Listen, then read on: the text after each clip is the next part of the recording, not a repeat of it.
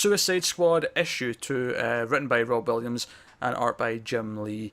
Now, really, the first chunk of it's just them like dealing with the fact that they're in the water from the last issue and nearly dead, but obviously Croc can swim and helps them and stuff, and they're fine. I like how they joke about him being an alien. Yeah, that's pretty funny. And they get into their underwater building. Is that a prison? No, it's not a prison. It's like, because they've got different stuff like kept there though. It's like a vault almost. Based thing. Yeah, whatever. But anyway, but I feel like the big thing about what I talk about is the ending. Like, that's the thing, right? It's the ending. There's two things that happen at the end, or three things. We find out what they're after is a thing for the Phantom Zone. It's a portal to the Phantom Zone. Ooh. Zod shows up, and Captain Boomerang gets eviscerated. Oh no! And leaves his feet, just his feet, just sitting there like stumps. And my only couldn't happen to a nicer person. And I'm actually kind of okay with it. Like, I feel like, yeah, you know what, if you want to kill one, Boomerang's an okay one to take out.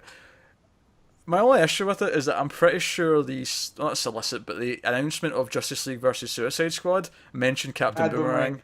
Yeah, so I wonder if that was just like... Harley, I also thought it was Harley weird. holding a boomerang? Yeah, one of them was holding it in the cover. It was just Harley and Batman on the cover. I thought it was particularly weird. We had the backup was Boomerang, and it was like shone the spotlight on him after he was just seemingly eviscerated. Seems like why? Surely you want to have that before this event if this is to make you care. The first issue you need Deadshot though. But it's to make you care just after you've seen him die. So I guess. But it doesn't have the same impact then. Sure, like you want to make you care when you see him die, not he's dead. Oh, now maybe I care. No, I've seen it done this way before.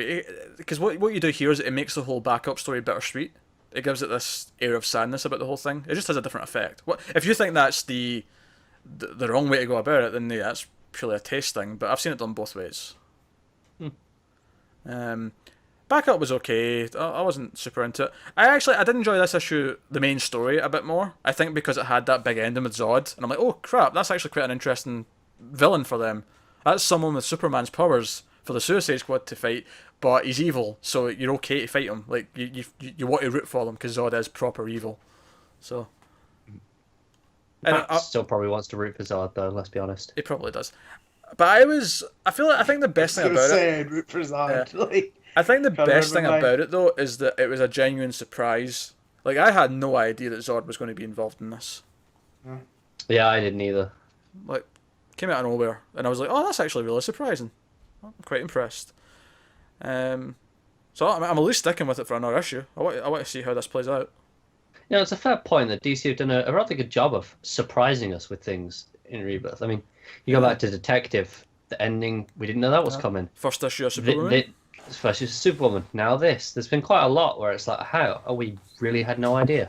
I think they're just holding back in that thing that they used to always do, and Marvel still do, where they'll promote it and like publicize it. Yeah, like here you go. Yeah. Here's such and such is dying. Death of Captain Boomerang on the top. Yeah, because that'll make people care. Yeah, you'll make the headlines. I like there's much else to say. I think it was fine. There were some good jokes. Banter was pretty decent, and they had a nice big surprising ending that I really didn't see coming. And I think it'll be an interesting conflict in the next few issues. So I think I enjoyed the backup bit as well. I like the idea that everyone's a hero of their own story, and he really played with that, telling his story. Matt, did you read the backup? I didn't read Suicide Squad. Oh, you didn't read Suicide Squad? Not being after the first, yeah. All right, okay. Fair enough. I'm not going forward. Yeah. All right, that's me and Connor that's covering that then. But yeah, it was all right, wasn't it? Yeah, I'm down for when the you next said one. Zod showed up, I thought you were messing with me because you knew I didn't read it. Oh no, Zod showed up. So, the cliffhanger of this book is Zod like popping out of the Phantom Zone and being like Neil before Zod. Like, oh wow. It's happened last time you didn't read some as well, isn't it? Aquaman. It was Superman. It's Superman. Yeah, it's always something. Some Superman shows up. Yeah, that's why I figure you guys are just messing with me. Going, yeah.